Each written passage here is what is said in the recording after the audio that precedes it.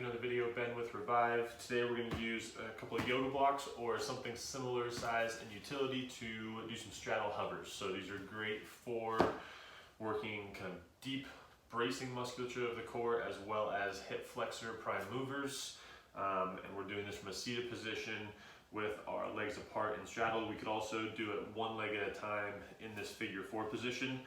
Where I've got one leg kind of butterfly to the inside of the working leg. I would just start that block on the outside so I would have space to come up and over. So that's another option, but I'm going to demo it in straddle today. So we're going to go as wide as we can, where we can feel kind of rocking back and forth our sit bones underneath us on the floor.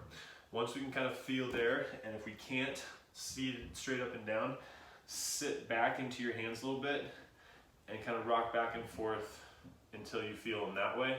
And then see if you can lean forward, keeping that contact underneath you on your sit bones, and then place your blocks on the inside of the ankle on each side. So from here we kind of have two options. We can lean back into the hands for some support. This is going to be most people, like probably 85–90% of people are going to have to go hands behind. The other option is to go, I guess there's 3 options, is to go hands in front and pushing down into the floor. So there's a slight forward lean, even maybe a little bit of the shoulders just in the upper part, kind of rounding forward as we push down. We try to stay tall, but that's going to happen as we drive down into the floor. Third option would be to go arms out. And if I try this, this is going to be funny. See how far I have to lean back. So that would definitely not be a good option for me. I can usually go to this block height with my hands right close in front of me, basically with my torso totally straight up and down.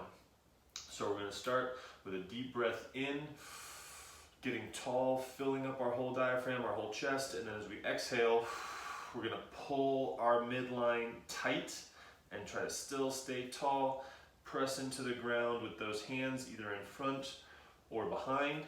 And from here, I'm going to straighten my legs by squeezing the back of my knees down towards the floor. And then I'm going to lift both legs at the same time, try to come over the block to the inside. Try not to lean back, that's going to happen a little bit. Come up and over, touch down. And then just try to keep our body where it is, not leaning back, not leaning forward. As we go through our reps, we're going to do a total of 5 here.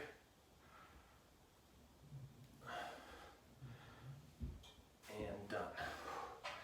And that'll really fire up the tops of the quads, as well as kind of deepen that hip crease. Those hip flexors that cross in front there are going to feel this one a lot as well. So great move to work on shortening that range of motion, being able to get into a deep squat in hip flexion. So this is a great one to add to your training, as well as just for low back health, pelvic stability, and single leg balance. All really good things to do this exercise for. Give it a try and let me know how